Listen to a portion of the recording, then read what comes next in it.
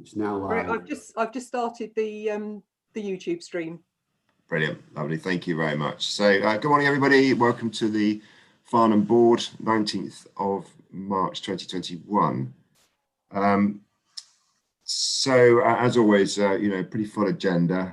So if we can try and keep to time, that would be great. Can I ask you please, if you're not actually speaking, if you could mute your microphones, otherwise we do tend to get some feedback.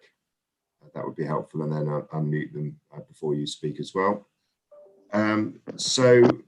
Just a couple of sort of housekeeping matters to start with. So Flora, who's been the officer supporting us, this is her last meeting. Is moving back to other duties within the county, but very pleased that Yasmin Ahmed will take over from her. So thank you very much, Flora, for your support and assistance over the last few meetings. And then secondly, which is the longest farewell ever, Chris Tunstall is still with us and will be indeed through into the summer at some point, but we'll be focusing really now on the quick wins and delivering the quick wins. And Simon Duke will, or has taken over now as the programme director. So we'll still be seeing Chris, but Simon will be taking the lead from here on. Okay, so unless there's any other housekeeping matters, we'll go straight into the agenda if that's okay. Starting with the minutes of the last meeting, which was held on the 22nd of January 2020. Hopefully everyone's had an opportunity to read those. Are there any amendments or inaccuracies that anybody has picked up or wishes to raise? No, I can't see any hands up, in which case I'll take it that those are agreed. Thank you very much. Item 3, questions and queries. There haven't been, I'm just checking this, but there have been no questions received from the public in advance. No, thank you. Let's go straight to the kind of the meat of the meeting, which is the an update on the optimised infrastructure plan.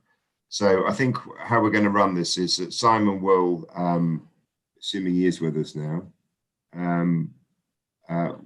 yes he is, thanks Simon, we'll just sort of give a bit of an overview of the results from the consultation, and then we'll kind of just have a little bit of a conversation around that, and then Ben Fanning will also add his comments as well. So if we just start with Simon and Ben first of all, let them just run through things and then we can have a wider conversation. Simon.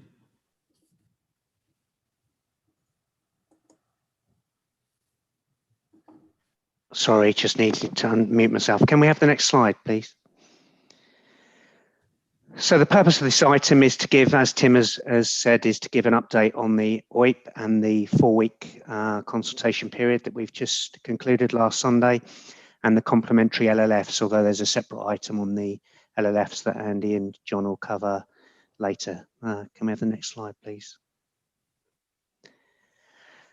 So this was a very, very early opportunity to engage with the people who live in and around Farnham on our optimised infrastructure programme, and we've gone out slightly earlier than we would ordinarily on this sort of programme, and we haven't developed all the details, and that's principally because we wanted to let the feedback shape the details. And I think the volume, whilst we haven't necessarily achieved the volume that perhaps Ben was hoping for, the quality is fantastic, and the quality within the LLFs was fantastic, and that's really going to help us to take that forwards. We're also going to do some studies, and we'll look at the figures in a minute.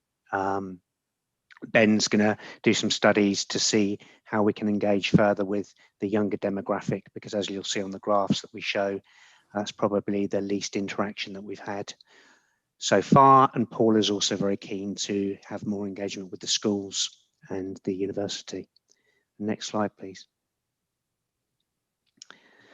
So almost almost 750 respondents to the OIP. 28% of respondents spending most of their time in central Farnham, 51% currently travelling in and around Farnham by car, and 36 by foot. 26 of the respondents were in full-time employment, and 28% were retired. We also, as I mentioned about trying to engage with younger people, we did get a lot of clicks on the Instagram polls, almost 6,000. It's just the interaction and the feedback from the younger demographic that we want to up the ante on. Can we have the next slide, please? So here's some graphs showing that, and you'll see that the biggest interaction was between the 45 and 54-year-olds to the 65 and 74-year-olds. We're struggling with the younger demographic, and then we've got a tail off for the older demographic as well.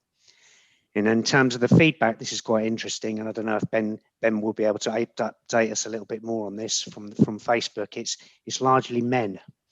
I don't know what that tells us about the people that are interested in the program, but again, perhaps Ben can enlighten us on that, or any thoughts. Yeah, this was just sort of to highlight that of the work we were trying to do to reach some of these younger groups. We were a bit hamstrung in perhaps some of the ways we might try and go out to them because we were in lockdown. We couldn't do sort of the face-to-face element, so we put a lot of work into sort of targeting people via Facebook and Instagram. It was just to sort of to highlight that we did actually reach a lot of people. We touched a lot of social media accounts, but obviously what we didn't see was how was that sort of following through into actual consultation responses. And the insights team at the county council, they sort of do tell me that they are a known hard to reach group. They don't engage with these sort of traditional questionnaires like this. We'd obviously got roughly the same sort of 6% response rate from the vision to this one, which was disappointing. But clearly what it says is putting the effort into trying to get these groups to respond to a questionnaire like this is not the right thing to do. Actually, we just need to put the energy into reaching them in different ways and getting responses, short quick feedback, such as we've done through the Instagram polls. But we also, I think there's more we need to do to get that really in-depth information, and we just need to do it in a very different way, I think. I think the key point here, Ben, is that we're not giving up, so No, that we're changing our tact in terms of engagement. Yeah, going forward. Thank you. Next slide, please. Chair, may I just ask a very brief question on that slide before you move on? Yes, do, yeah. Thank you. Simon, just looking at that, one of the things we've seen with not just at the comms team at Waverley, but as a more general trend, is that the demographic use of Facebook has generally got older over time, and actually we probably shouldn't assume that it's a medium that will automatically target young people. Instagram slightly less so, but similar issue as well over time. Are you looking at only those two mediums exclusively? Because there are plenty of others that are more likely to be skewed to a higher proportion of young people than those two at present. No, Paul. I think that's a very fair comment, and it's one that we were aware of. That Facebook is more of the sort of 35 to 44 demographic. To be honest, it's my demographic that's on Facebook, because we were the first lot that used it while we were at university, and obviously as we get older, that demographic gets older of Facebook generally. Yeah. So just if there are plenty of other things that potentially they're not particularly cost heavy either to put them out on those mediums too. We're also doing the school engagement as well, Paul, remember? So we are working I know with you're doing the physical side too. So what we're going to do is actually use that route to actually engage with the parent group, the 30 to 40-year-olds as well, a bit more. And obviously with the 16 to 18-year-olds as well. And we are intending to hold a session with the university and see how we can maximise their input into the programme. Thank you, and thank you for letting me jump in, Chair.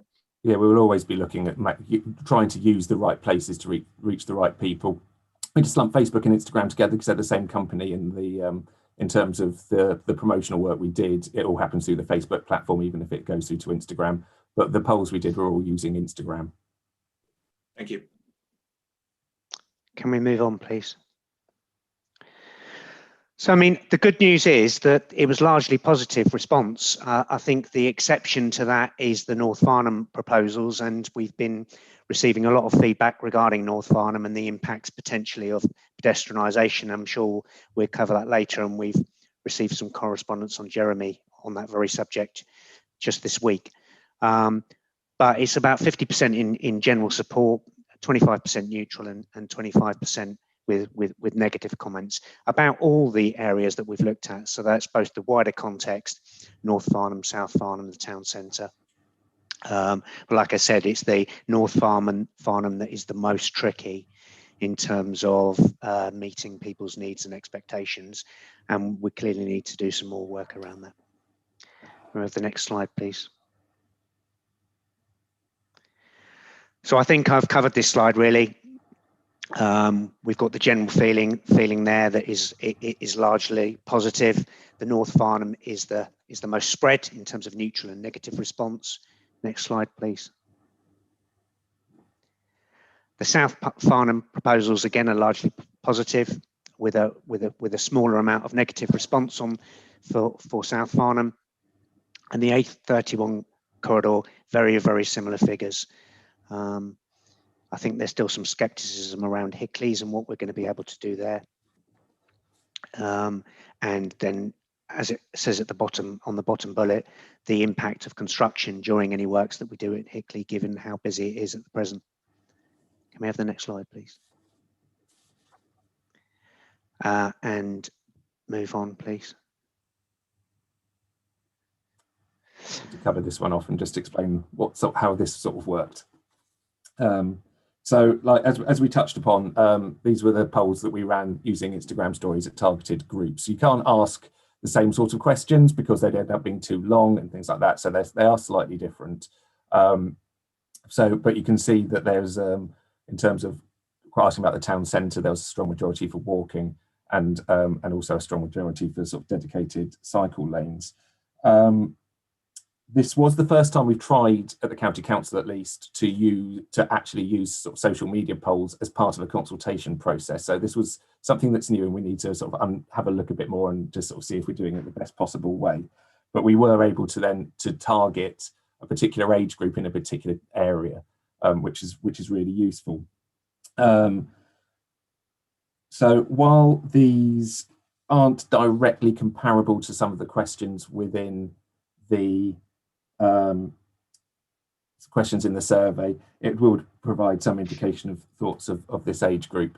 There's just a quick questions that come in from Paul Fellows in the chat. We can't be sure that all the respondents are local or electors, but no more than we can in terms of the wider consultation results either. I mean, it's self-selecting data. It will be done on what they've told Facebook is their geography, but it is something worth bearing in mind.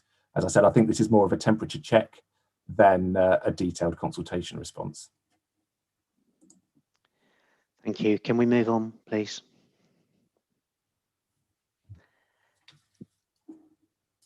So just before we go to the Quick Wins project, John Neal would like to give us a quick brief feedback from the Town Council meeting, who are correlating their response as we speak, and hopefully we'll be in receipt of that by next week. John. Okay, Simon, thank you for inviting me in there. Yes, so to update everybody here, we had a council meeting, I think it was last night. No, it wasn't. No, it was an annual town meeting last night. The night before, we had a council meeting where we came to a bit more of a conclusion on what we wanted for the town centre. So we have produced a town council response to the consultation, and that needs a bit of top and tailing over the weekend. So we hope to get that back to you at the beginning of next week. And it's about an 8-page document, I think. So I'm producing an executive summary, which gets it down to 2 pages, which is perhaps a bit more readable for those of you who have many other things to do. So the outcome of the meeting was broadly, well, I'd say it's quite in line a little bit with this picture that's still in front of me on the walking cycling split, which is a good thing. So we have come to the conclusion in the town council that we would like to have a clear objective to create a pedestrianised town centre as soon as it's practical, based on a carefully phased plan that addresses the difficulties that vehicle curtailment will incur. That's the sort of written statement, I guess. So that's a step forward, maybe moving off the fence in the town council, which hopefully will help the program team here in terms of which emphasis to go for. And we also would like to see Castle Street reimagined in a much more prestigious way as the main highway in the town centre. So a few other points that go with it. Sorry, John, sorry to interrupt. Could you just perhaps just clarify for my benefit and nobody else, when you say pedestrianised town centre, which roads are you talking about? Okay. So we pretty much homed in on, excuse me, West Street from where the old post office was towards the borough. Maybe going out to the heart, but you know, that part of West Street, the borough itself, the bottom end of Castle Street, all of Downing Street, East Street up to the Delivery Road, which is called the new Delivery Road into Brightwells, which is called Threadneedle Street. And there's a bit of an option for consideration by the team as to whether we would include part of South Street, the bit between Sainsbury's and the Royal Deer Junction. Now that's that might be something which we think should come later, but should be considered at this stage because it obviously would affect other things that are going to happen around it. It might be that wouldn't want to join into the thing at the first stage. But of course, if we did achieve that as well, it would open up a cycle route between the park and the station in a much more satisfactory way than we can do at the moment. So with that little rider added on, those are the key streets that we are looking for. Is that okay? Yeah, thank you very much. Yeah, very helpful. So to back all that up, we're talking about some sort of consolidated delivery van going around the town centre so that we don't have a lot of delivery vans. And that would be working from some sort of delivery consolidation point near to the town centre so that shops that are having relatively lightweight deliveries can, you know, get them offloaded from a bigger van onto some sort of shuttle courier van going around the town centre. And in terms of bigger commercial delivery lorries of the bigger stores, that sort of thing, we would prefer to see those allowed out of the daytime hours. So basically what we're suggesting is a closure of that pedestrian area to vehicles apart from permitted vehicles, which would be a limited number of buses, a very limited some sort of shuttle delivery service, and maybe cycles, and of course emergency vehicles and mobility vehicles. Alongside all that, we're looking obviously to see the bus services replanned because they would be obviously impacted by that closure. So we would want to see the bus services focused on providing connectivity between the neighbourhoods and the town centre, as they do at the moment, but you know, it would be in a slightly different way, I guess. And we would like to see the addition of some shuttle services, we're calling them, probably from north down to the station and from Recklesham out to Bagshot Lee. Both of those routes trying to go through the centre and bring people right to the heart of the town centre. Something like that. The details are not there yet, but you know, that's for further consideration, obviously. Yeah, John, can you just pause there, please? There's a question from Jeremy. Jeremy, yes. Thank you very much indeed, Tim. I mean, first of all, I just wanted to salute John Neal's leadership in getting that support from the town council. I do think that's incredibly significant that the town council has come to that view. And I know that it's not easy because everyone's instinct is always to vote against or to be sceptical about change. But to get the town council supporting significant change is a very big step in this journey. And I just want to salute your leadership, John, in that.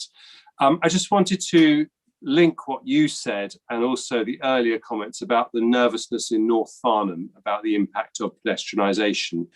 And I just wondered, Chris, presumably the way we solve this is science, and it is just to have traffic modelling that tells us very precisely what the traffic impact will be of any pedestrianisation proposals that are being considered. And I just wondered what the timescale was for getting that traffic modelling done so that we can actually, rather than deal with people's totally legitimate concerns, actually have some scientific data that we can show them. And just while I've got the floor, my third and final point, Tim, if I may, is just to recognise this is, I think, the last meeting for Stephen Spence and Wyatt Ramsdale, because they're both stepping down as Surrey County councillors. And I just really wanted to salute their tremendous contribution. Wyatt for his help in all the Reclassification issues, which are so central to this plan, but also Stephen for his very bipartisan, consensual, constructive way of approaching this whole issue, which I certainly have massively valued. So we will miss you both. Thank you for your terrific contribution. Thank you very much, Jeremy, and we'll echo that, and I'm sure we'll want to answer a couple of comments towards the end as well. Tim, John, do you want to? Yeah, shall I carry on a little bit? Yep. Thank you, Jeremy. There, I mean, we haven't got to the end of the rough ride yet, I'm sure, but I think we've made some steps forward. Now, car parks in the town centre. We are very keen in the council to retain the car parks at this point in time, at least. We feel that they should stay open, because if we are going to close off the town centre to through traffic, then in a way that will remove quite a lot of the traffic on the town centre roads, and we think hence that those roads will still be able to accommodate the in-out traffic from people who want to come from our neighbourhoods by car and park close to within walking distance of the shopping area. At the same time, of course, we want to make sure that active travel routes are improved for cycling and walking, all the other things that we all generally agree on in terms of the way forward. Park and ride, again, is not being warmed to, unless it's a park and ride station somewhere, out of the town centre for visitors or commuters or something like that. But we don't see park and ride as being the alternative to, allowing people still continued access to the town centre by car, and that just reflects the strong opinion that people that live, typically 1 to 2 miles out from the town centre have on occasion and for various, real needs to be able to come to the town by car. Now, in terms of the freight consolidation, we support that in principle. If there's a need, of course, we're not sure how many of those would be needed, but I'm sure that'll come out in further work that the team will do. We want to see real concentration on the construction of a link road from Castle Hill to the Heart, as an essential enabler, really, of what I've just been talking about in the centre. That would provide the replacement route for Castle Street and also provide access to one of the town centre car parks, Upper Heart, for people from the northern side. So we want to make sure that they get equal support as people have already got from the southwest and east directions in terms of car park access. Now, moving on from the town centre to the neighbourhood issues, we see improved bus services as the only way to encourage much more use of public transport. Obviously, we want to see a move to public transport. It's not going to be an easy transformation, but there's a national direction and maybe more government support coming on that we've seen recently. So in principle, we want to try and move people onto public transport. That's going to be a difficult message, but so that's what we see for one of the things for the neighbourhoods. And in conjunction with that, we support the idea of a public transport hub or hubs if possible. Obviously, the most obvious position for one is somewhere near the station. We're concerned about, very concerned obviously about the neighbourhood highway improvements in both Recklesham and the Hale Heath End areas. We are very concerned about the growth of traffic being caused by all the housing developments around us, especially in the Rushmore area, the Bentley area and the Borden area. So this is only going to increase traffic, which all crisscrosses to Farnham at the moment. And so we are very concerned about, all mitigation aspects that can be done in Recklesham and Hale Heath End in particular. I think, John, sorry, were there, perhaps if you could just, I don't know if you were just coming to an end there, but otherwise, could you if there are particular things that you think you want to highlight that the OIP hasn't covered? I mean, obviously there's lots of concerns you're raising, which I think are already recognised, but was there anything that the town council felt that the OIP hadn't addressed? Well, we talked about really trying to make those two areas more look like village space, if you like. So that's traffic calming, maybe traffic enforcement, to really try and transform the areas, if we can, into something which looks less like a highway route. In the Hale and Heath End area, of course, it's quite difficult. The responses we've seen from that area have been, yes, we want, wider pavements and things, but they haven't really given us much in terms of how they would offer something back to us to enable us to do that. We are saying to them, okay, we recognise you want wider pavements. That's got to mean less carriageway. So please give thought, and the team here perhaps give more thought to, could you do some one-way working on Upper Hale Road and Alma Lane? Yeah. It's pretty contentious, but what is the alternative to doing something like that? So more work needs to be done in that area, both with the community and from the technical side, we feel. Okay. Was there anything else you wanted? I'm conscious that we need to. I'm just going to do one more bit, Tim, on the major road network. We haven't said much about the MRN aspects because the OIP hasn't really got too far into that at the moment. But we have pointed out two things, really. One is that we feel that there hasn't been much response from the programme team to various ideas that have come up from the local people on that side, and we would like to see more engagement with the programme team on that in the next few months.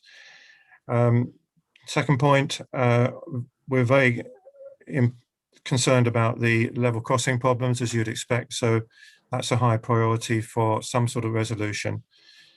And last point, Recklesham Relief Road, possible Western Bypass or Relief Road.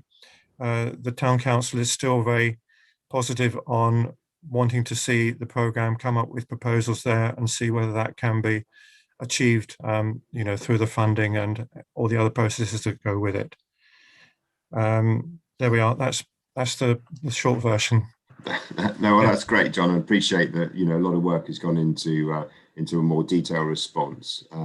So what we'll do now, what the team will do, obviously, is to take all that feedback from residents and from the consultation generally, and from town council and whoever else has responded, And then I think the plan is to refine the OIP and then to bring to the next meeting in May a kind of a refined version of that, which I hope will pick up, in some form, all of the issues that are raised and hopefully start to provide some suggested solutions. So, I mean, I think this is, it was always going to be challenging to get 100% support for any of the schemes. But, I think it's encouraging that 50% of those that responded were broadly supportive. And indeed, if you add in those that were neutral, the 75%. So more work needs to be done. Recognise that you're using other ways of engaging with the younger community, if we can, would be really good, because it's their town for their future. But I think we've got some. I think we've got some good feedback, and I think we can feel reasonably confident that we're still heading in the right direction. It's now getting into the detail about what that looks like, and recognising the very real issues that the residents will have about displacement of traffic and problems by doing something in one area. What will the knock-on consequence be into other areas? So, okay, so we've got some hands up, and then we'll move on to say some comments first. Starting with Andy. Thank you, Chairman. I'd just like to add some comments to the very important issue that Jeremy brought up of how do we convince the people, not just of North Farnham, but of all the outlying areas, what will be the effect on them if we pedestrianise the town centre? Does it mean that a lot of additional traffic will be going through my area? And secondly, how do we get around the town?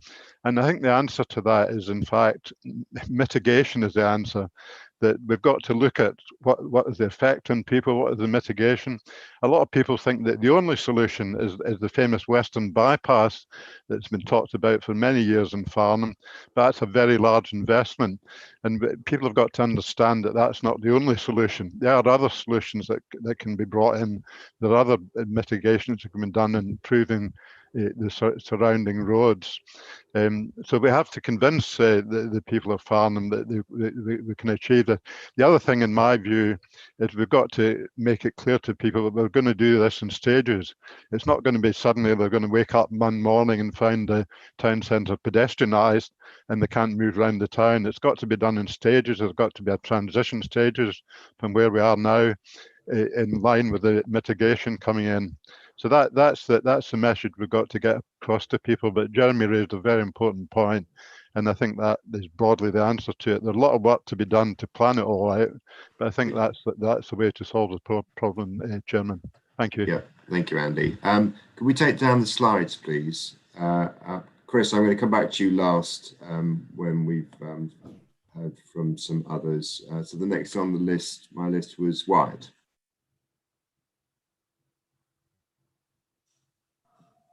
Thank you, Tim. And John, thanks for that rather detailed explanation. I can't imagine that was the easiest of meetings, getting up the Farnham Town Council to agree on one set of proposals. So well done. You specifically referred to a link between the Hart car park and Castle Street. So are you thinking that the Hart car park becomes split and effectively there's access from the north to part of it and access from the south to the other part?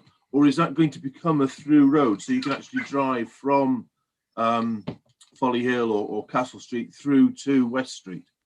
And then the second question was, have you really managed to convince the people that live near to the Farnham town centre that they are going to have to go out over and come round rather than be able to cut straight across the town centre if you do 100% pedestrianisation? Those are my two questions. Okay, well, I'll come back to you, John, on those, if that's okay. Jeremy, next. Thanks. It was just really to go back to Chris and confirm that when we do have the final plans published in time for the next meeting, that will include proper traffic studies, because I think it's going to be really hard to sell the kind of big changes that I think everyone wants unless we've got the science of proper traffic studies behind them. Thanks, Jeremy. Yeah, Chris, shall we get an answer from you first, and then we'll... Yeah, if I can make a couple of general points, Tim, you've already made the first one. We have always said we are not looking to move somebody's problem to somebody else. So that's the first principle we will always look at. And just confirming Andy's point, we will always look at trying to put mitigation in first to give the options before we close down other options. So it's not about moving the problem to someone else, and it is about providing other solutions for people. Just going, excuse me, just going to Jeremy's point, we've got consultants working with Atkins, consultants called PGA, who are modelling specialists. As you know, the models are slightly awkward in terms of COVID, but we have got a validated model that they are using. And yes, we will have that modelling information as to what the art of the possible is with full pedestrianisation, maybe part pedestrianisation, where that traffic will end up. Taking Wyatt's point, I'm sure that sending all the northern traffic through the heart will suddenly create all sorts of concerns, understandably, for people. And we come back to the first point, we're not looking to move traffic from one problem area to create another problem area. So all of that will be looked at. And yes, we will have information on the traffic modelling. Just one point for Jeremy. Unfortunately, traffic modelling is not a science. It's an art that you are trying to model what drivers do. And as I've said previously, as a driver, as most of us are drivers, we all know that we make decisions on the day according to the circumstances. And yes, models have got algorithms in them and they do try and model that, but it's not the total science that we'd love it to be. But you know, I've seen it in action. I saw it in action 15 years ago on a dual carriageway. Won't say where because I'll bore you again with Durham. But we took one lane out for a bus lane, and the immediate view was we were going to create a length of traffic on the other lane that was twice the length that it currently is. That wasn't the case. We modelled it, we showed it, the modelling proved what actually happened. So, you know, it's a good indicator. But yes, we will have that when we come back to you in the end of May, beginning of June. Just okay. I would like to move on to an update on where we're at. So, John, do you want to just very briefly comment, if you don't mind, on Wyatt's point? Yes, thank you, Wyatt. Connection from Castle Street to the Heart or to the car park. We didn't want to be too prescriptive on our ideas on that. I think we need to refer back to the team and say, well, you know, which should it be? Should it be all the way through, or should it just be a car park access? We've had some discussions with people in Castle Street. They seem to be a mood that they would support a link road around the back for car park access. I'm not so sure that they all that quite so keen on a highway road through there, but you know, there's work to be done on speaking to those people. One point I'd just say perhaps to Chris and the team is, you know, if we do this fairly radical change, and if we do manage to get people to do more on buses and active travel, then that, I suppose, should be removing quite a bit of the vehicle movements anyway. So I'm just wondering how you accommodate that aspect into your modelling, because, you know, that's all part of the equation, isn't it? I'll hand back to you there. Okay, lovely. Thanks, thanks, John. Well, I won't ask Chris to pick up that point. What I would say is, though, that the County Council is very committed to investing in public transport. We are shortly to pilot a scheme in Mole Valley for an on-demand bus service. So it is kind of our ambition to have, you know, effectively electric minibuses or hydrogen maybe powered minibuses you know, that are going around the county. I mean, if we want to get people out of their cars, we have got to provide them with effective means of travelling around. So we've got to invest, and we absolutely are and will invest in good public transport. So I think that's, you know, that will get picked up in any event as part of the broader ambition. So I think we'll move on from there, if that's okay. So there'll be effectively a workshop of the board in May to go through the next iteration of the OIP and to see if we can kind of just get that, take on board that feedback and feed that into the forward work plan. So on that note, can we move to item 5, which is an update on the quick wins? And back to Chris. Thank you for that, Chair. And as you say, the longest ever, and I am getting a bit concerned about that myself, but the longest ever goodbye. But we felt that to actually put more effort into the quick wins was going to be really beneficial. And I'll come on to the letter we've had from Jeremy at the end, if I may, because this will all tie into the issues that have been raised in that, particularly in respect of Upper Hale. So at the moment, we've got 3 major elements of the quick wins programme: HGVs, speed. Can we have the slides up, by the way, please? HGV, speed, and road reclassification, which came out of the last meeting. Thank you. So the purpose of this item is to give you an update on those, but also the good news, the great news, that we've had £2 million allocated within Surrey to the Quick Wins project. That's over the next year. So 21-22, we have £2 million. Now that's not all of it.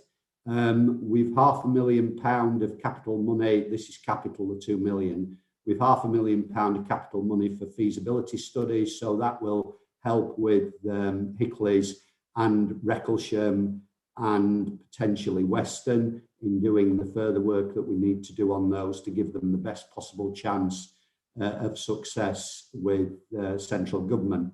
So there was £2.5 million there, but 2 million specifically over the next 12 months for quick wins. As I say, the HGV restrictions, speed restrictions, road reclassification, but a number of other things as well. And what we're looking to do, there's been, and John's mentioned this in his feedback from the Town Council, which is absolutely fantastic, by the way. The Town Council have suggested that this is what they want to look at. But we are taking on board a number of issues that have been raised as part of the LLFs. One of them that's already been mentioned, well, a couple of them actually that have already been mentioned today, the level crossing situation. Now, I'm not saying there's a magic wand we can put over that to remove the impact of the level crossing, but what we can do and what we are doing is talking to Network Rail, and what we do know is that the gates are down for quite a period before and after the train's passed. So we can't do anything about the period the train passes. I know there are options that are being looked at, but the realism is the cost of that is just phenomenal. Touch anything on what we term as heavy rail, which that is, and the cost just goes through the roof. However, we could possibly look at reducing the downtime either on the shoulders of the train actually passing, and that may mean new equipment. So we are talking to Network Rail about that. That's one of the quick wins.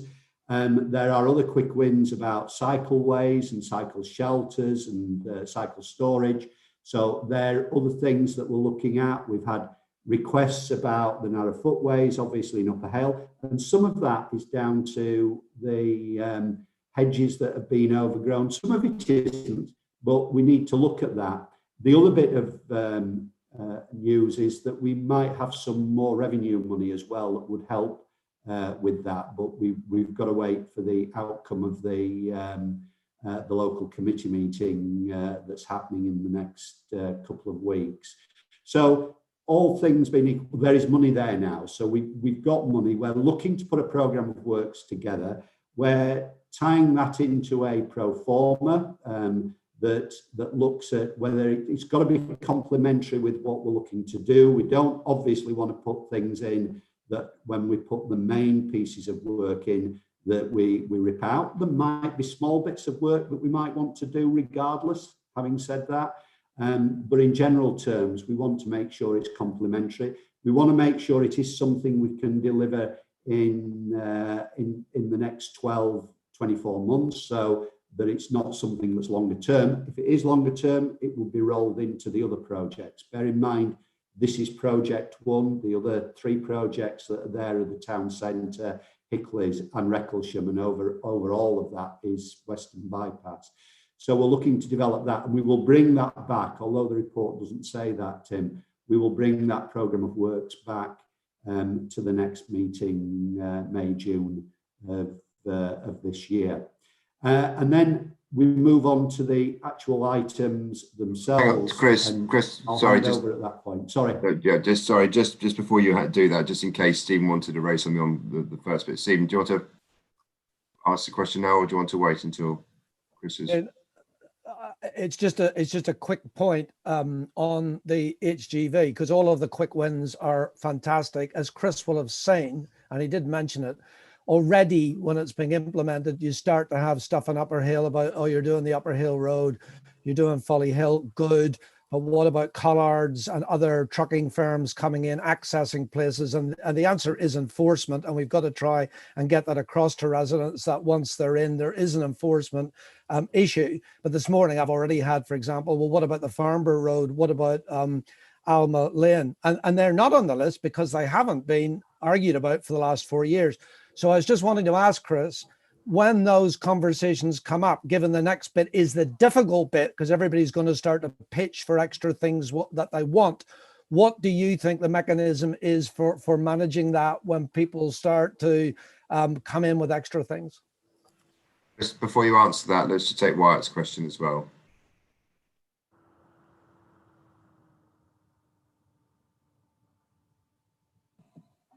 I'm very aware of time for this meeting because it's really a key decision-making meeting for an hour. And yet some of us that are facing residents are really wanting an opportunity to get detail out of Chris on what's happening on the different quick wins. And I wonder if, Chris, if you could have a meeting with the 3 or 4 of us that are facing the residents most of the time and taking detailed questions on where are we at with. So rather than clog this meeting up with what's happening about such and such on the A325 and this cycle path or that walking route, can we have that other meeting? Okay. Chris, I'll have lots of questions for now, Tim. Yeah. Okay. Thanks, Mark. If I come back, Tim, can we deal with Stephen's point at the end, because I want to wrap up the whole of the quick wins report with this note, which is really important. We've had him from Jeremy, because it's all right us saying things, but people obviously want to see action. But I can deal with that better at the end of the update. Just taking Wyatt's point, that's a really good point. Can that we will do. Can I suggest that the first thing I do is get this list, get this pro forma, which hopefully within the next week, and then I can sit down and with something to actually talk around. That's not to say the list is fixed. It just gives us something that we can talk around and how we can actually add things into it and move them forward.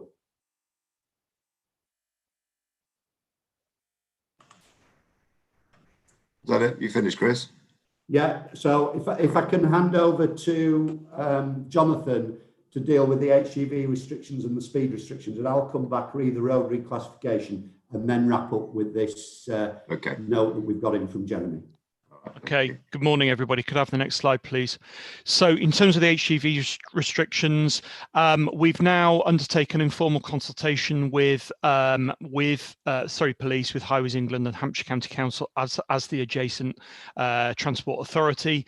Clearly, those conversations are critical to the success of the overall proposals. We produced the statement of reasons that was reviewed and iterated with county council colleagues. That's obviously now out for consultation. So the public notice has now gone out. It's been in the Herald. It's obviously stimulated quite a bit of conversation so far, and the statutory consultation is now live. Next slide, please. So it's due to take place over the next 4 weeks from today until the 16th of April. Clearly, that's a good opportunity for people to feed into that consultation. Obviously, we've also made sure that the adjacent highway authority, Highways England, and the police are aware of that consultation, and indeed will be contributing to it. But also, obviously, as community leaders, if you could make sure that residents are aware that this is now taking place, and to contribute to that, because obviously people's views will be important. Following the completion of consultation in the middle of April, we'll be drawing on those responses, and then from that, the process to progress with making the order, procurement of signage, which will obviously be critical. Advanced signage is going to be crucial to ensure that drivers of the affected HGVs are aware of this, and preparation of the procedures needed to book the road space for the installation of the signage is scheduled for from April through to May, and then the actual implementation of the signage into May and June, and then the order, with the intention that the order is legally enforceable from mid-June onwards. So hopefully you can see here that we are treating this as a quick win. In the next 3 months, the expectation that there will be measures on the ground to actually deal with this issue. What I must emphasize, though, is that obviously there are caveats to this process. This is the expectation that the statutory consultation progresses well, that we receive no formal objections, and that there aren't any sort of objections on a legal basis to this. So this is a best case scenario of implementation and legal enforceable from mid-June onwards. Clearly, we're going to be working with the stakeholders to ensure that we can smooth the path as much as possible. But as you will know, there are risks to this process in terms of any potential objections from the adjacent authority, from Highways England, and from the police. But we're hoping that the work that we've done previously will actually help to smooth the path with that. Okay.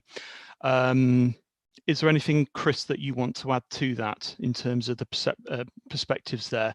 We have had some issues, as you'll already be aware from the last meeting, in terms of the perspectives of the police, in terms of the enforceability of these proposals. We're going to be working with the police to discuss that and to develop an approach to enforcement that is going to be workable moving forward. Chris.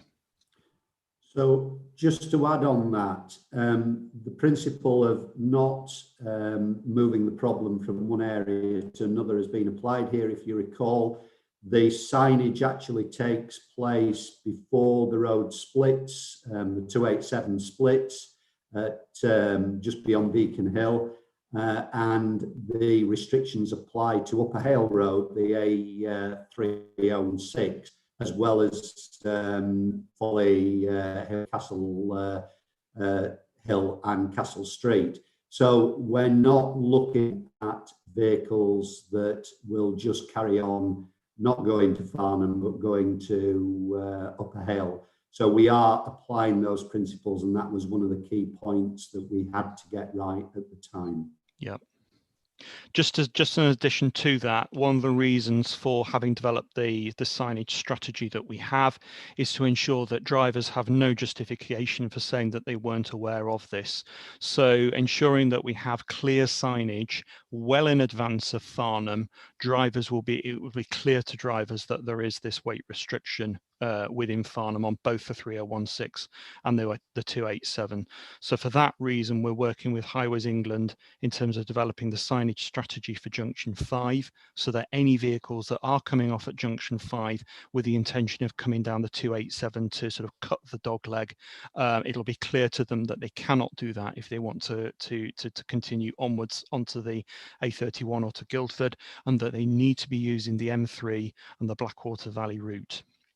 Likewise, coming the opposite direction from Guildford on the Hog's Back, in advance of the junction with the Blackwater Valley route, there will be signage there making clear that there are the weight restrictions in Farnham, and that if they want to continue further afield to Basingstoke and beyond, that they need to be using the Blackwater Valley route. And then that will then be complemented by comprehensive signage around Farnham to advise HGV drivers that there is this restriction in place. And we've worked through carefully with the signage experts and the traffic management team in the County Council to ensure that we have the right options for signage to do that, to ensure that there is no ambiguity and that it's completely clear as to what the rules actually are. So we'll now be working with Dave Curl and the traffic management team to actually develop the proposals in detail, to develop the details of the signage, and to work through the process for getting the signs in place, so that we can start that we do have an order that can be enforced from the 14th of June. Okay. Thank you, Jonathan. Chris, are you going to pick up the speed restrictions? Or is that you? No, that would be Jonathan. Shall I move on? So, okay, yes, if we please, have the next slide, then please. So obviously we brought to the previous board meeting the proposals for the speed restrictions. We set out a comprehensive approach to speed management across Farnham, not just in the town centre, but also in the other parts of the town where problems have been identified, both in Reclassification and in North Farnham. We had a meeting yesterday with County Council officers and with Surrey Police to work through the proposals and to identify the next steps. The summary, well, I'll come on to that in a moment. But in terms of, we've now scoped the next tasks that are needed to take this forward over the next 4 to 5 months, and we're now revising and refining the programme in response to the issues raised at that meeting. Next slide, please. So this here is a summary of the key tasks that we've identified. We've identified 3 broad phases of work. First of all, that are covered by these 5 tasks. First of all, there are some existing TROs in place. So the first proposal was to identify, the first task was to identify the signage for those roads where TROs have already been made, but obviously they aren't currently signed, so they aren't enforceable. They need signage to be enforced. The second task was scoping the forward requirements and refining that in response to the comments from that we had at yesterday's meeting. We're currently working through those. And then the next tasks are the focus on the design of the measures for the roads and streets, where essentially we can have signage only to deliver the 20 mph. So you recall at the previous meeting there was this criterion of 24 miles an hour, where current speeds are under 24 miles an hour. We can have a signage only strategy, so that covers most of the town centre. But there were certain streets, you'll recall, where speeds were slightly over that 24 mile per hour threshold, and that therefore requires some physical interventions. So for example, on Castle Street, as traffic heads northbound out of the town centre on Castle Street, it does go obviously as it moves towards the change in speed limit, speeds do increase significantly. So there needs to be some gateway measures for certain parts of the town. And indeed, there are other areas, such as for Upper Hale, where we've identified the requirement for gateway treatments. So there will be those physical design interventions that are needed across the town. In terms of the outputs and the outcomes of the meeting yesterday, there were some important issues that were raised in terms of the discussion about how we can deliver measures for certain parts of the town. There's quite a bit of extensive discussion about Upper Hale, as you can imagine, because that is a particularly challenging part of the town. We're going to be working that through in terms of our forward scope of work to ensure that we can deliver those measures in Upper Hale, including treatment of speeds around the school and design of gateway treatments. And we'll be able to provide an update on the state of play on that at the next board meeting. And there were also issues raised in terms of one of the TROs hadn't actually been enacted. So we're currently working through with Dave Curl and the traffic management team to establish the precise legal state of play with those existing TROs to identify where the gaps are and what we need to do with them. So that is very much work in progress, and come the next board meeting, we should be able to demonstrate some significant progress there. But in terms of the timetable, you'll see in the board papers the programme that we've set out with the expectation that substantial progress will have been made on this by July. Okay, is there another slide on this? I think that's it in terms of, yes. So if... sorry, Jonathan, just before you move on, there's Wyatt's got his hand up. Yes. Wyatt, do you want to ask your question? Yes, thank you. And Jonathan, this relates both to your HGV point and your speed points. And I picked up the idea when we were thinking about enforceability queries from the police. And to what extent have you had the discussions with them, role, to look at the use of volunteers? I mean, we've got the classic speed watch. Yep. I think there's been volunteers in North Farnham talking about HGV watch. I'm not that familiar with the geography of North Farnham. Yes. I was thinking about similar things if we ever get to implement things in Reclassification. So can we think about, at the same time we're facing things in, introducing, be it an HGV watch or a speed watch or a watch that does all of those things, that sending out letters to people saying that HGV wasn't this road, should it have been, to the people running it, owners, not heavy-handed, not fines, not initially anyway, but that way we can communicate to the people back at the office that this HGV was cutting through, and they can judge whether it was local or not. But that sort of thing I wondered if we're doing, and maybe you can comment on.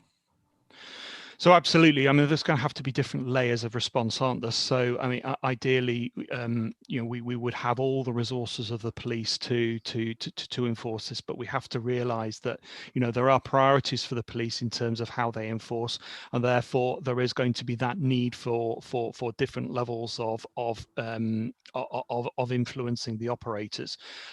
Chris, is there anything that you'd want to add to this in terms of, for example, conversations we've been having within the county council about potentially resource from the county council to actually support in the enforcement strategy? Yeah, so I mean the simple answer to Wyatt's question is yes, we are doing that. We're working with the town council, with Ian, about doing a speed watch and HGV watch. We haven't got that yet because we can't obviously enforce anything at the moment. But what we will do, we will extend that at the same time. The county has already put additional resource into its trading standards to do HGV watch, so we'll roll that in as well. In addition to that, through the auspices of Jeremy, we've asked whether or not DFT are looking to move out civil moving traffic violations, which at the moment aren't restricted to London apart from bus lanes. But if that were in place, then you could have cameras up that basically would identify whether someone's just come straight through. And the intention then would be to send a notice to them saying, have you got a docket to prove you were delivering in Farnham? If you haven't, here's the fine. So there's a number of things we're looking at in addition to getting the police to look to enforce.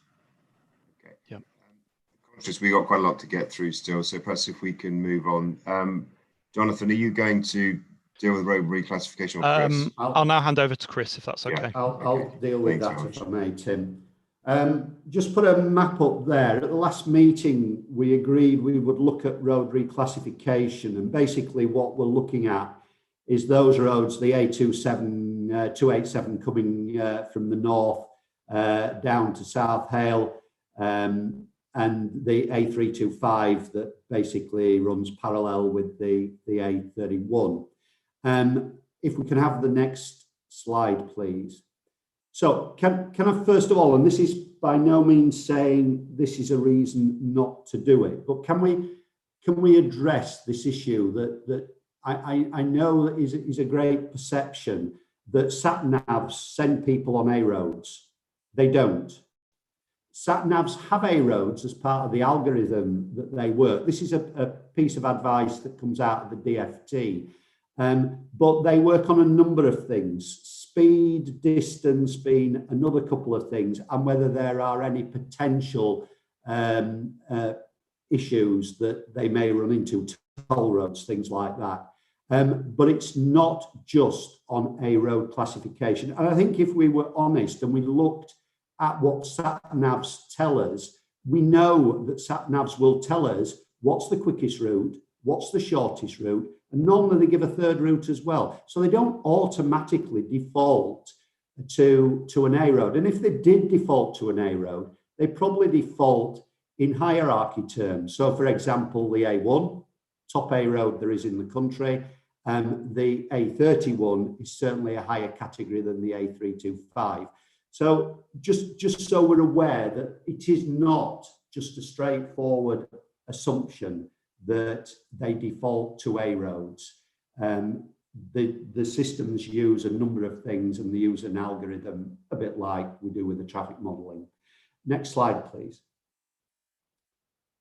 Okay, so when we review the classified road network, and I'll say straight away, we are bringing another report back on this to the next meeting.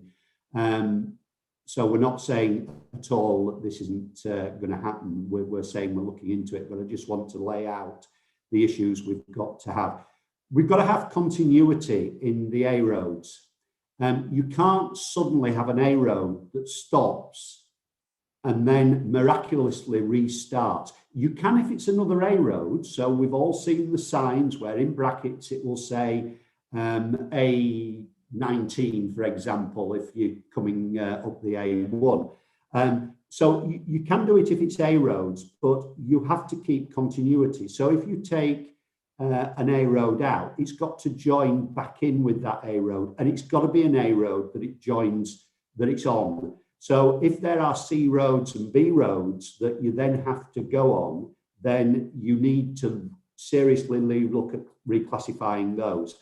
Now, in terms of Upper Hale, it's the 3016, so it's an A road.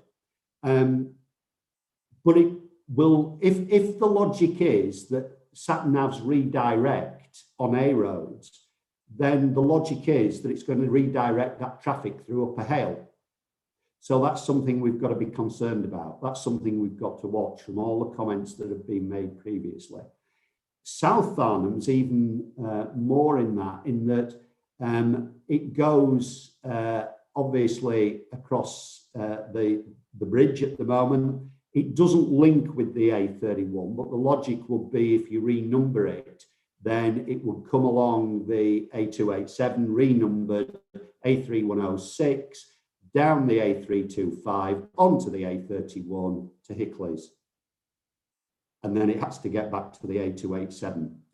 So all I'm saying to you is there are rules that we've got to follow, and these aren't rules that are necessarily cast in tablets of stone, but there is some logic into why they're there. So I just wanted to make that point. We are bringing a full report back to the next meeting as to what the art of the possible is. But the number of points that have been made this morning about not moving traffic into other areas and so on and so forth does apply. The 325 actually isn't a problem. The 325 is straight on the A31. That's not a problem. You can declassify that quite easily. I have to say the 287 needs that bit of extra work on, but I reiterate, this is not saying we can't do it. This is just trying to put markers down now that it is not totally straightforward, and it could impinge on other areas if we're not careful. So that's where we're at. We will bring a full report through to the next meeting of the board with our proposals and suggestions. Just as an interesting point of view, it was looked at back in 2015, and the decision was taken at that time not to do it. But as you know, the board now is looking far wider than that and looking far more positively than maybe we've done in the past. So, but there was some work done back then. That's on the road reclassification, Tim. I just wanted to touch on. Well, Chris, we need to speed up a little bit here because we're now going to run out of time. So we've had a number of the same complaints. Basically, concerns that have been raised are Upper Hale concerns, and the concerns are about quarries on Beacon Hill, the Collards quarry, and the number of HGVs running through, particularly Upper Hale on Upper Hale Road. The work that we're doing, and there were three things. One was HGVs, one was speed, and one was general maintenance and width of footways and so on. In terms of HGVs, can I try and nail once and for all?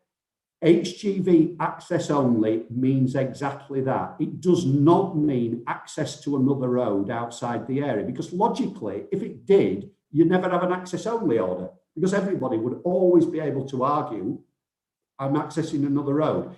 So we've included the 3016 Upper Hale Road. That is included within the ban. That means any vehicles that are currently coming from Beacon Hill, from Collards and so on, will not be able to use that road to access beyond Farnham. So they will not be able to run through. Yes, of course, it will rely on enforcement, but then again, everything on the highway relies on enforcement. So it is something we have to get right, and that was a point obviously that Stephen made earlier. In terms of speed is there. Speed is a quick win on Upper Hale Road as well. So we are looking at the issues that have been raised.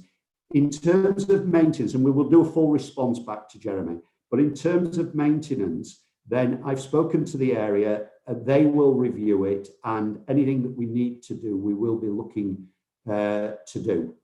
So they're aware of it. We will look at what maintenance is required.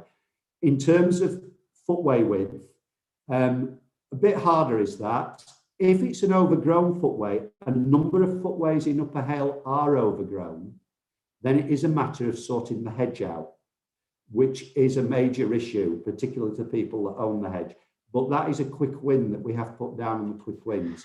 You know, if we've got a footway there and it's 2 meters and the hedge has restricted it to 1.5 meters, that is not reasonable on people that are trying to use that footway. Now, that won't have been done intentionally by the homeowners. It's just the way that things happen over years.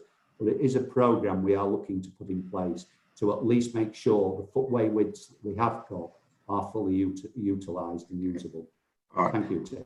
Okay, Chris, thank you. I mean, I think we, you know, there understandably lots of concerns and issues being raised in North Farnham. It's essential that we, you know, we put all of this together and, you know, and we reassure residents that, you know, reassure them around the impact of some of these other things, because it's, you know, there is a whole series of issues here. So we've got to get that right and got to make sure that residents feel comfortable that actually, you know, whatever we do is going to be an improvement for them as much as for anybody else. Now we've only 15 minutes left, so Chris, you've only got 2 or 3 minutes, I'm afraid, to run through item 6, because I do want to get on to the progress updates and the LLFs. So please, if you could just keep it very brief. Yeah, can I have the next slide, please?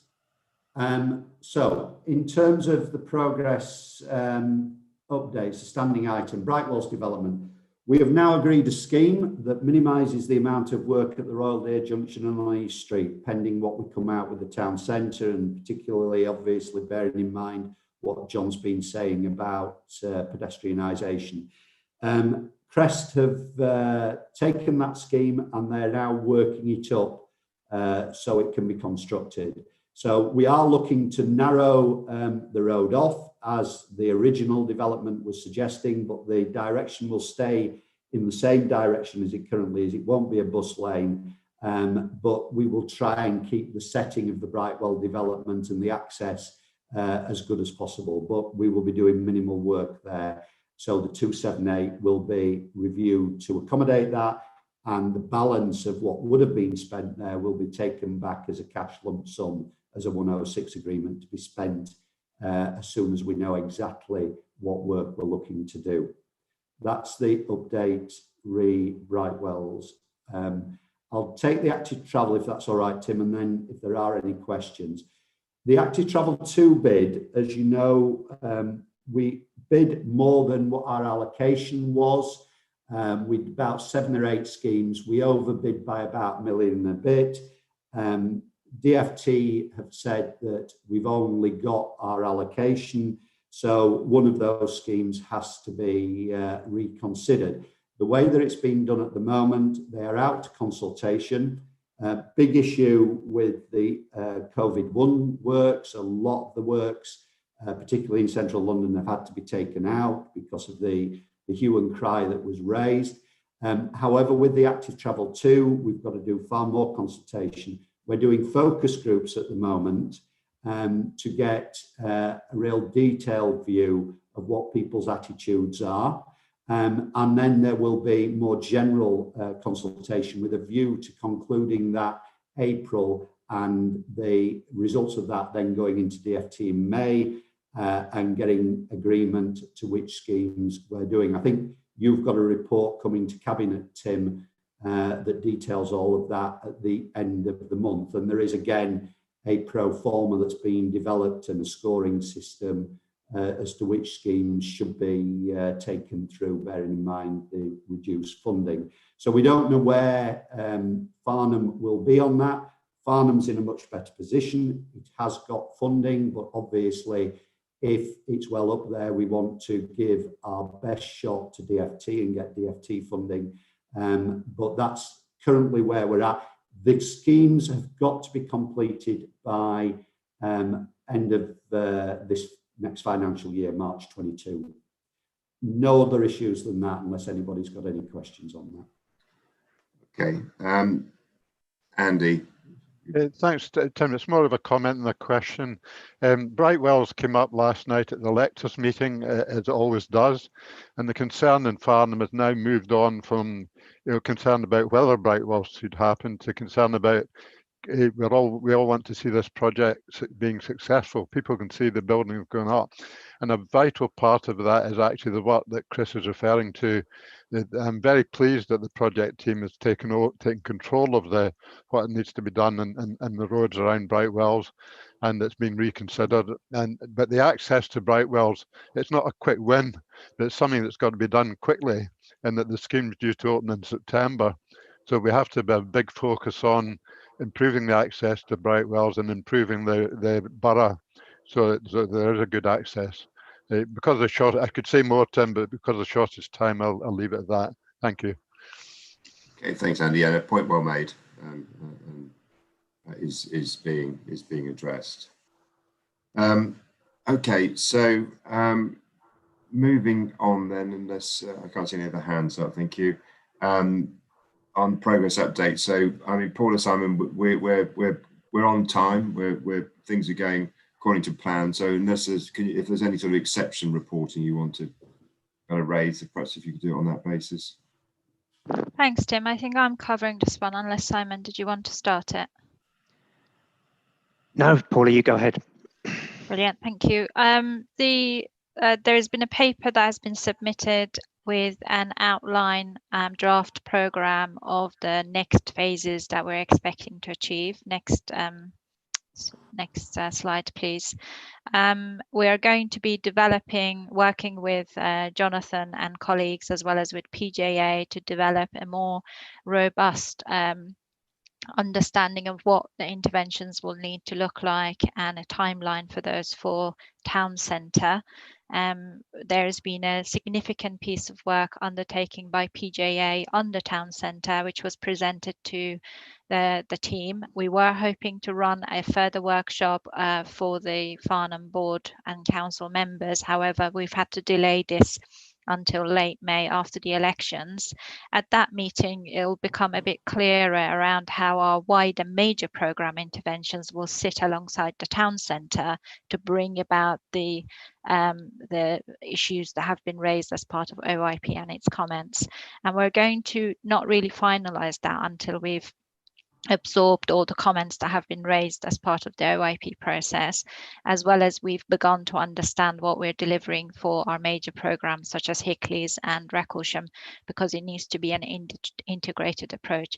What I can confirm is that with regards to the walking and cycling network, which those of you who've been attending the LLFs will know has been coming up as a hot topic, we're going to bring that forward and begin to look at what that walking and cycling provision needs to look like that is fitting around our interventions in the town centre now that that PGA work has come to an end. So whilst we are in the election period, the programme team are going to get very busy looking at some foundation setting, clarifying a clear set of objectives and activities against a timeline. And then at the next board, we are hoping to share the detail of that with you and also hold a specific session, a workshop type session to engage with you around addressing some of John Neal's concerns earlier around why some of the points that have been raised by councillors or public members haven't been able to be haven't proceeded into the OIP, and so that you have some legitimate reasons to discuss with public members. Once we've done that, we're going to create a more robust overall programme as well, including for the major projects. So for Hickleys Corner, we're hoping to, by September this year, have a much enhanced strategic case for the LLM bid that's currently sitting with DFT. We are firmly keeping to our position in the queue for this. We're engaging with DFT and TFSC to make sure that a renewed and an enhanced and updated business case can come forward by that time, which is also ties into the rest of the Farnham interventions, because that will have a big significant impact on how this is assessed by DFT. And then moving to Reclassification, we're also in parallel, but slightly sort of after Hickley is going to also look at a strategic case for Reclassification and how that will be, what legs that has to stand on, so that without having any abortive work, we've understood how we're going to take a package of measures forward for this area. That also includes consideration of Western Bypass, and then make a proposal as to what our plan will be on that major project. So the creation of these business cases will also require looking at land, potential CPO to enable the extra space that we may need, looking at the planning process, looking at our decarbonisation metrics, which will be absolutely significant in evaluation of the DFT bids that we will put out there. So the active travel measures, the EV charging enabling technology is going to be really important in all of that.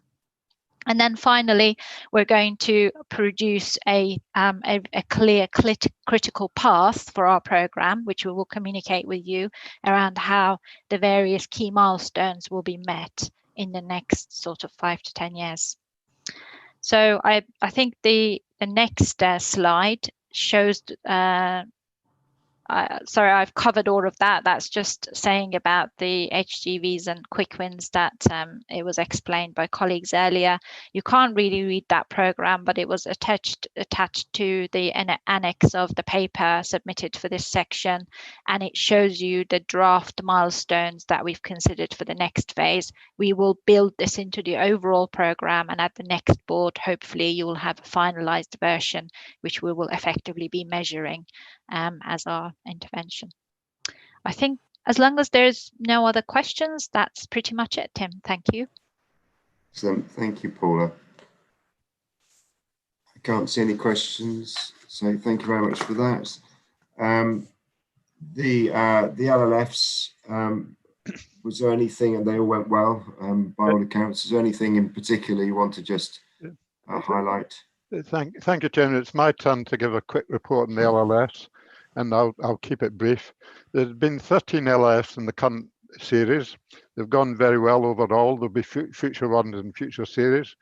They've been mostly open to the general public, apart from a couple of closed meetings for councillors. There've been a couple of specialist ones aimed at the business community and young people. There was one, a Facebook Live session. The attendance has generally been good. We've had around about well over 100 people registering for most of the LLFs, and something like 2/3 to 3/4 turn up.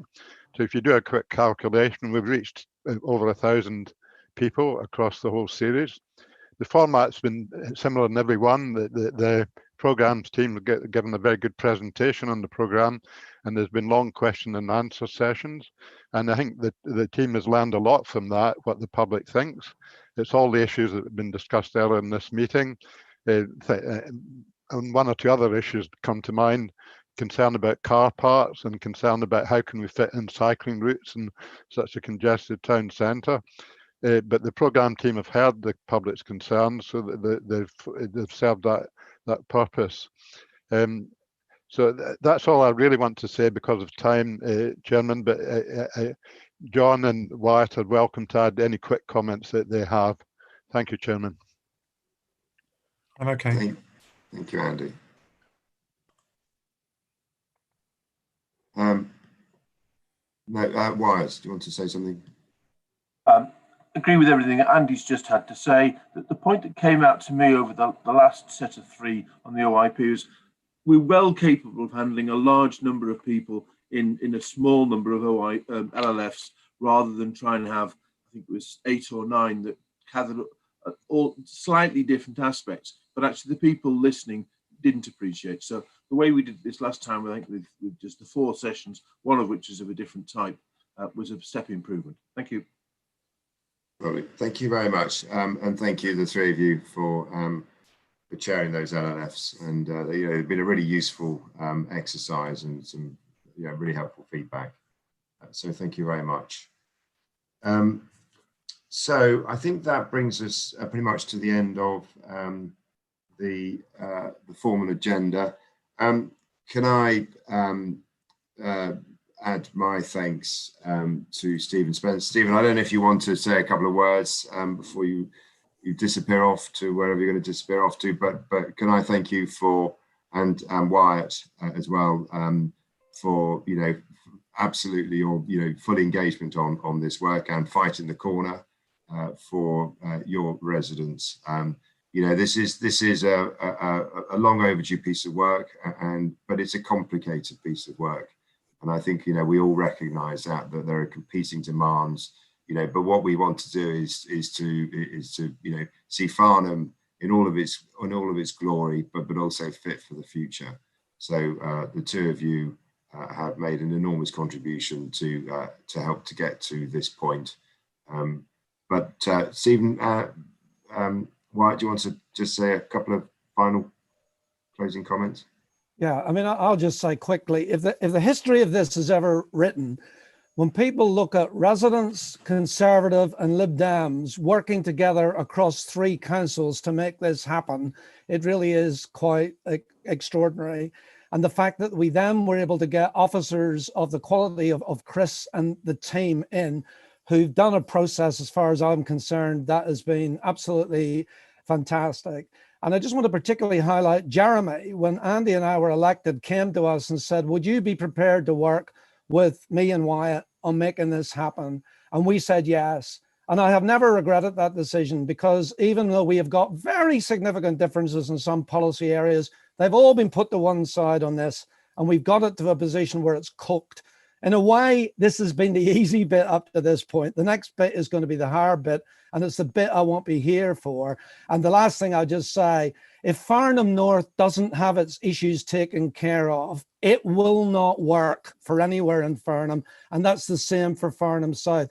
But I have got great faith that all people here, including you, Tim, who've played a very good role as leader with all of this, will make it work. And so I sort of feel my work here is done. I've got it to this point, and now the hard bit I'm going to leave to the rest of you. So good luck with that. Yeah, it hasn't passed us by, Stephen. You're escaping when all the hard work's about. So, Wyatt. I hope you don't regard me as escaping, Tim. I am really sorry I'm not in a fit state to continue. But all of you be warned, I will now have lots of spare time to focus on just the one or two issues that really interest me. And Farnham Infrastructure Programme, Reclassification Bypass, the case for that, they all fit in there. So if you want to consult me for what I might say, if you go to consultation, that might just be a good idea. Let me reflect totally on what Stephen said about working together. I think if somebody said 4 years ago I was going to be working with this bearded chap with Belfast who normally votes Labour, and find actually he could well become a good friend going forward if he wasn't going to Australia.